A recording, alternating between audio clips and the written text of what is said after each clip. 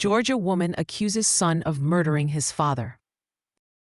July 2018, a sprawling 10-acre property in Cherokee County, Georgia, becomes a crime scene. Gary Farris, a respected real estate attorney, is found dead. His charred remains are discovered on a burn pile, a single bullet lodged in a rib bone. The idyllic setting masks a dark secret, a family torn apart by suspicion and betrayal. Gary Farris lived here with his wife Melody and their son Scott. Detectives quickly uncover a disturbing scene inside the home. Gary Farris's blood and a second bullet are found in the basement. The investigation takes a sinister turn as mother and son immediately begin pointing fingers at each other. Give a like and subscribe. Leave a comment. Scott Farris managed the family farm, his expenses covered by his father. Beneath the surface of this arrangement simmered resentment and financial strain. Tension grew between Gary and Scott, fueled by Gary's insistence that Scott find a job. Scott, however, claimed the real source of conflict was Melody's frequent absences and lavish spending. Gary had granted both Melody and Scott access to his accounts. Scott alleged that Melody was having an affair with a man in Tennessee, adding another layer of complexity to the already fractured family dynamic.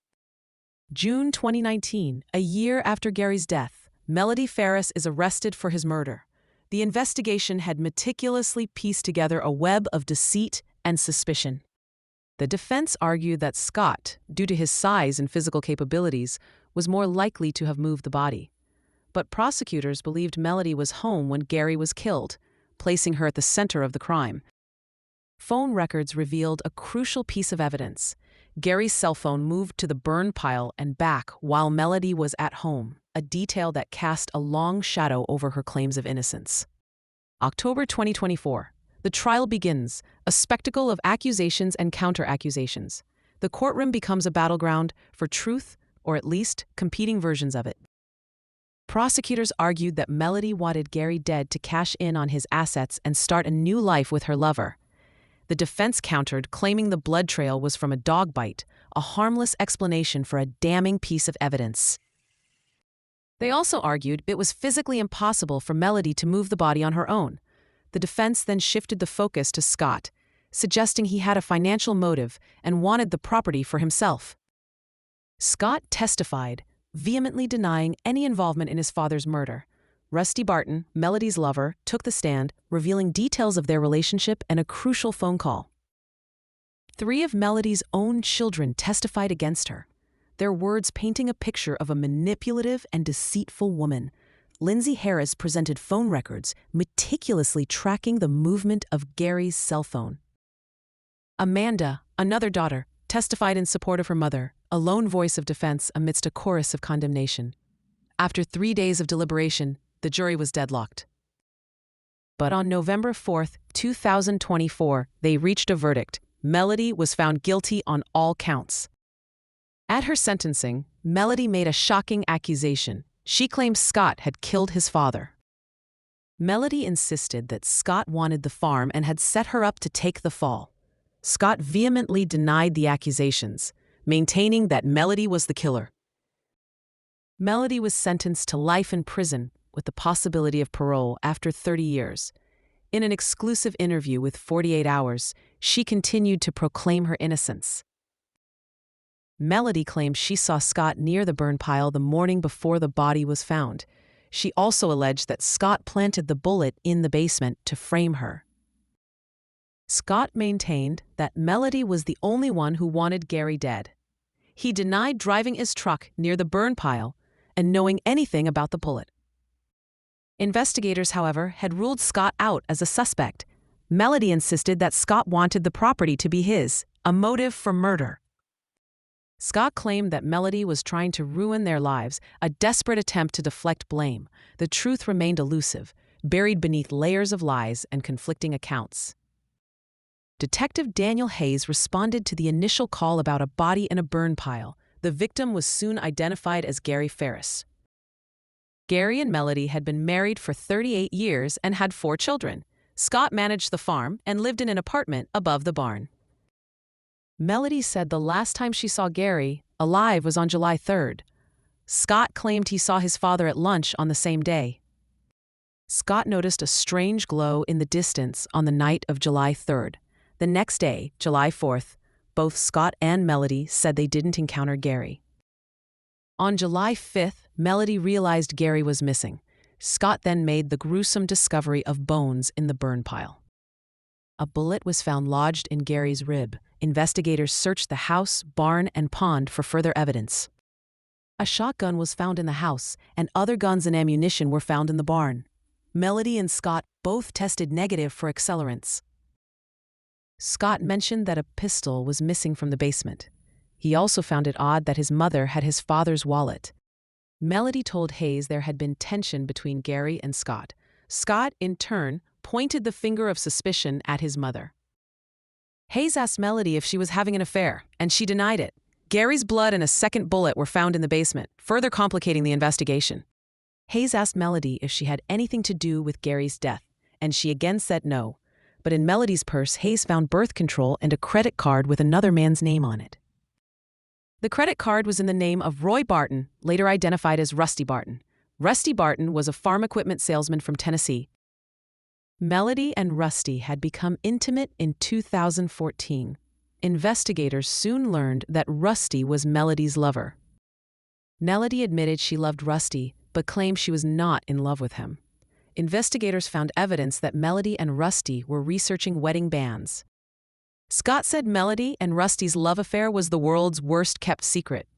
Melody had even invited her lover to her daughter's wedding in 2016. The Farris wheel was spinning faster, with household drama becoming more frequent. Hayes believed the drama revolved around money.